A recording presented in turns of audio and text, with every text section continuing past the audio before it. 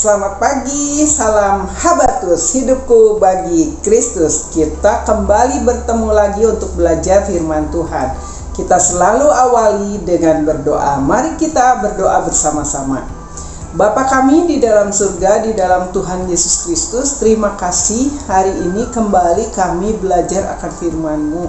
Tuhan, Engkau tolong, Engkau pimpin kami. Beri kami pengertian untuk kami bisa mengerti akan setiap firman-Mu dan melakukannya dalam kehidupan kami sehari-hari. Terima kasih Bapa, dalam nama Tuhan Yesus Kristus kami berdoa dan bersyukur. Amin. Adik-adik, pernahkah kalian diberikan kejutan oleh mama? Misalkan begini ya, jika kalian melakukan sesuatu hal yang membuat semuanya jadi berantakan, kemudian kalian dihukum oleh mama atau papa. Tidak boleh lagi pegang HP, tidak boleh lagi bermain dengan teman-temanmu di luar rumah misalkan. Tapi kamu harus tinggal di dalam rumah, ya, harus belajar karena hasil ujianmu di sekolah, ulanganmu di sekolah sangat jelek. Misalkan demikian. Pernah? Pasti pernah ya. Sering mungkin ya. Kemudian tetapi menjelang hari Minggu, misalkan hari Sabtu, mama tiba-tiba membelikan makanan yang begitu banyak kesukaan kalian. Ada pizza, ada es krim, ada coklat mungkin ya. Ada apa lagi tuh kesukaan kalian. Nah, mama tiba-tiba jadi baik, memberikan segala sesuatu. Dan karena ini hari Sabtu, boleh kalian nonton TV, boleh kalian pegang HP lagi. Senang nggak? Sangat senang ya pasti ya. Kita akan baca di Yesaya 54 ayat 1-17.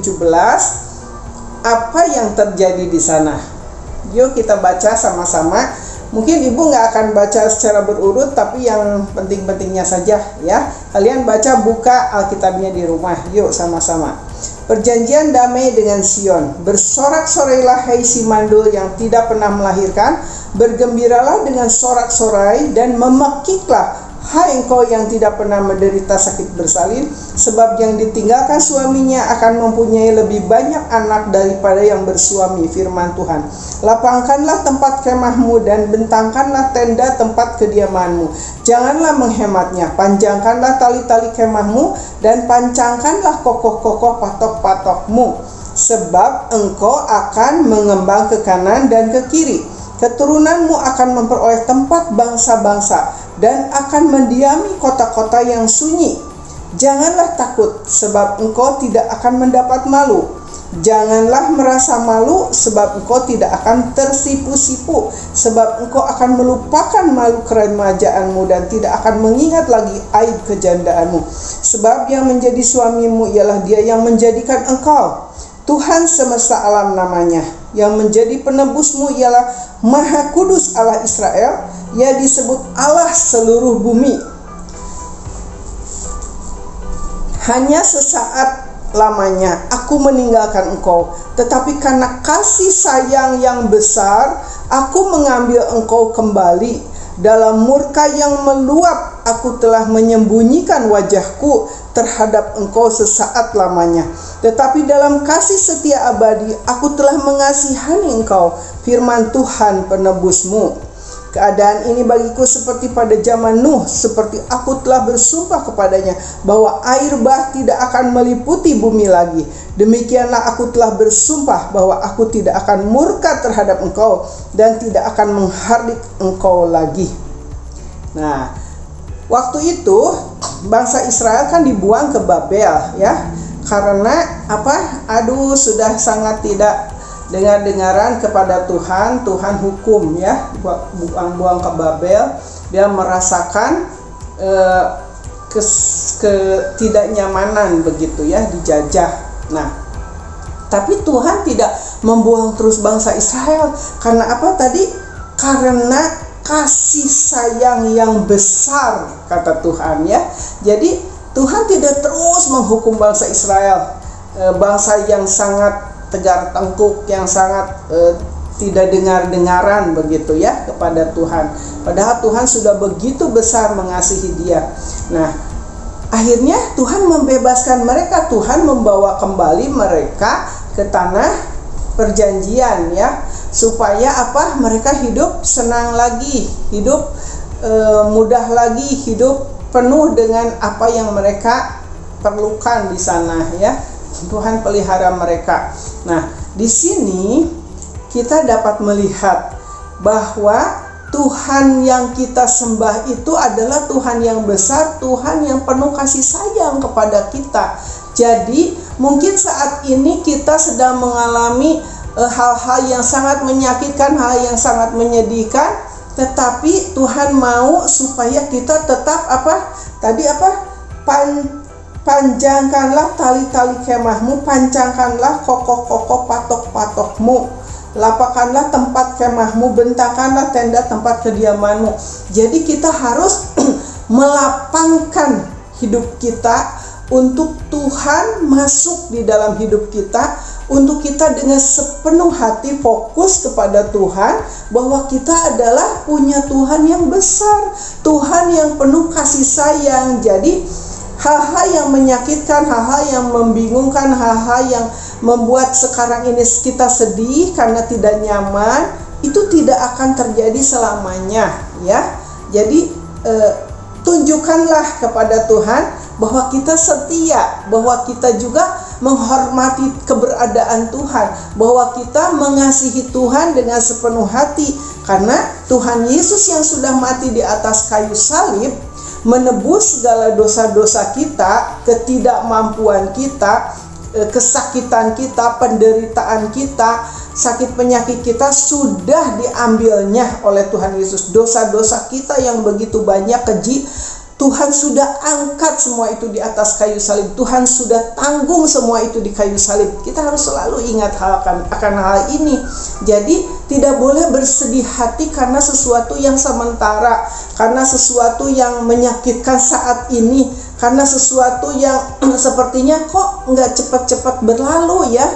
Kesusahan aku, sakit penyakitku mungkin ya, atau hal-hal yang membuat tidak lancar, demikian ya adik-adik ada mungkin susah sekali rasanya aku belajar di sekolah ini, terus teman-temanku kok rasanya jahat sekali kepada aku, suka membuli, atau keinginanku kok tidak pernah tercapai ya. Nah, misalkan seperti itu. Adik-adik jangan pernah putus asa, tetap setia, perlihatkan kesetiaan kita kepada Tuhan Yesus, Tuhan kita yang sudah mati di atas kayu salib ya, sudah menderita bagi kita, sudah mengangkat segala kesusahan kita, kesengsaraan kita dan dosa-dosa kita, penyakit kita sudah ditanggungnya.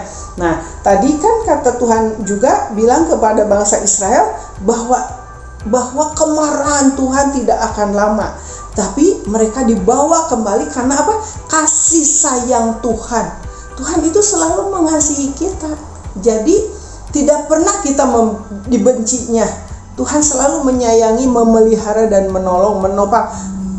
Kalaupun saat ini ada sesuatu yang susah, supaya Tuhan mau supaya kita bergantung, berharap, belajar, berdoa, dekat kepada Tuhan, supaya apa? Tuhan dimuliakan, bukan karena kita pandai kan, aku bisa menyelesaikan semuanya karena aku pintar, bukan seperti itu.